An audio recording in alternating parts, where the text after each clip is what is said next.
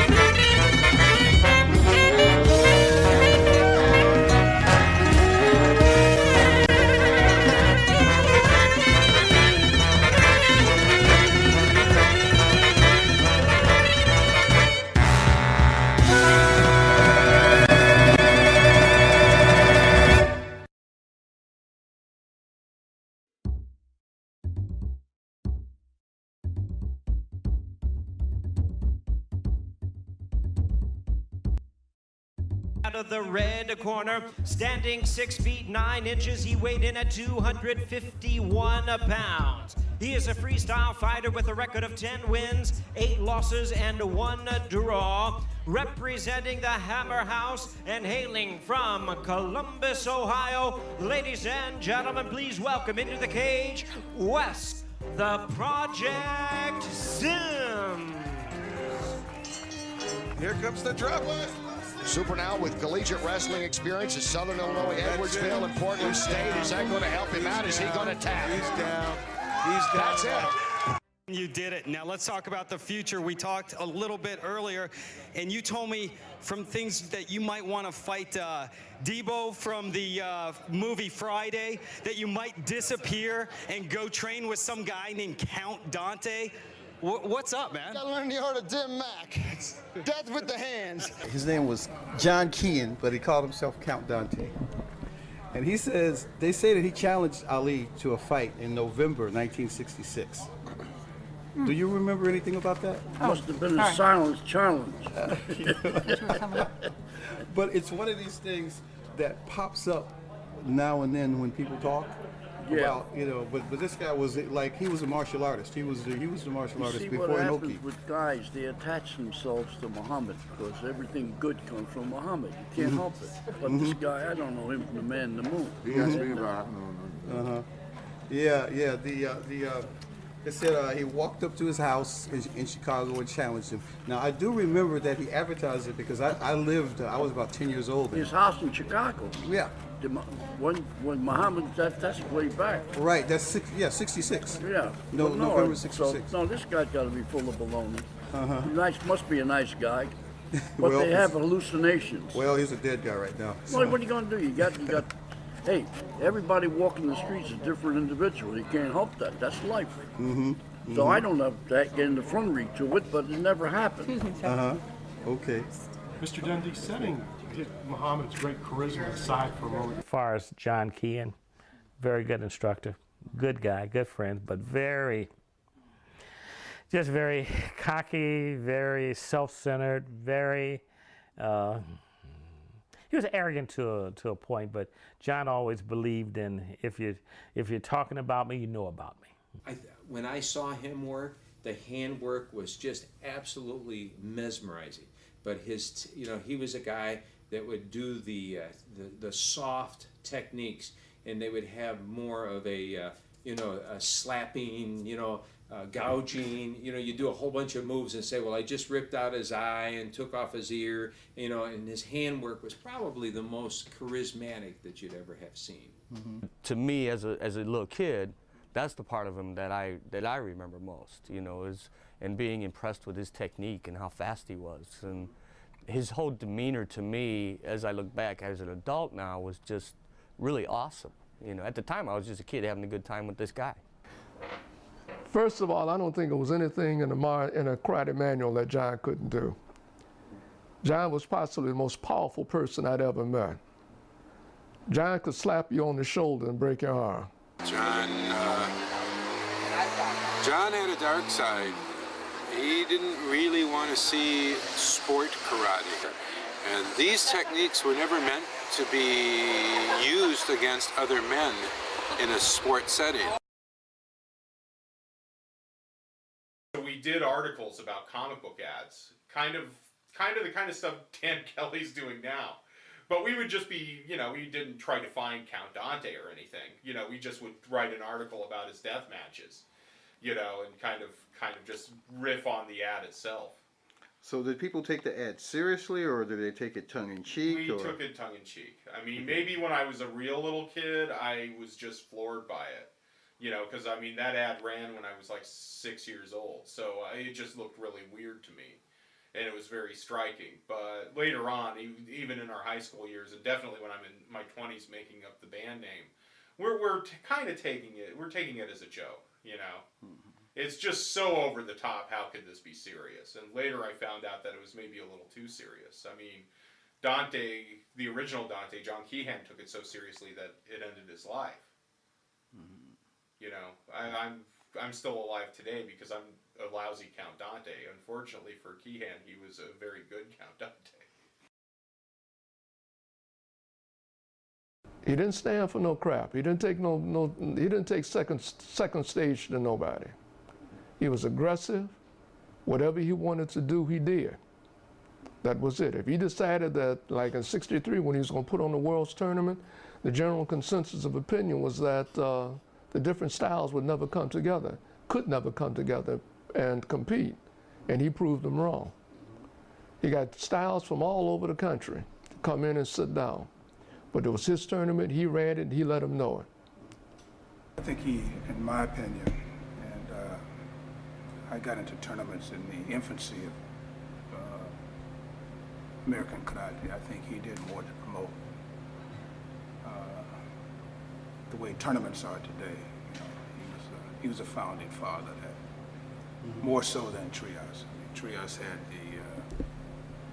the name as far as being the head of the United States Karate Association. But I think John was the real brains behind that, the promoter behind that. John had been promoting some tournaments off and on while we were at 79th and Ashland. And from what I understand, that he never got his cut of the money. And that he became angry. And he had confronted Gene Weicker several times about the money, and Weicker never would pay him. So from what I understand, that him and Dwyer taped some dynamite caps on the windows of Weicker's new school, and they got caught. But you might say, well, like, that was wrong, but you had to know John. You know, John had a very flamboyant way of doing things, you know, and a very, very strong way, I should say, of getting his point across. Ken, don't feel obligated, but John just called me. And John said, get some guys together. We're going to go down and bust up a school. And I said, Jim, what? Why? He says, oh, you know John, I don't know, over abroad or something. You just don't know. I said, that don't make any sense. I said, I'll tell you what.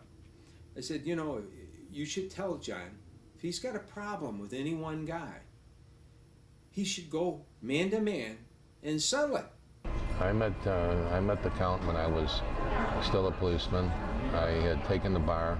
A good friend of mine told him about me, told him he felt that I was somebody that could help with this problem. He had been arrested and charged with aggravated battery and murder for an incident that took place up on Fullerton. Himself and I believe Jim Koncevic and I think two other people went into the Green Dragon Society, or into a Kung Fu Society. And when they left, one of his friend, Jim Koncevic, left with a spear in him and died, and they charged the Count with the murder under the accountability statute. He approached me to see if I could make sure that he wasn't convicted, because he told me that he couldn't stand confinement. He knew he couldn't handle being locked up, and that was how I first met him. A short time after this, the Count gets a hold of me, comes down to my office and tells me, I want you to get involved in something. I've got a deal where you can make $1 million in cash for year end. He said, and I'm going to cut you in on it. He said, but if you say you're in, you're going to be in. And I just told the Count, I said, look, I said, whatever it is, I said, you make $2 million on money, I'll borrow my $1 million from you. I said, I don't want to do with anything.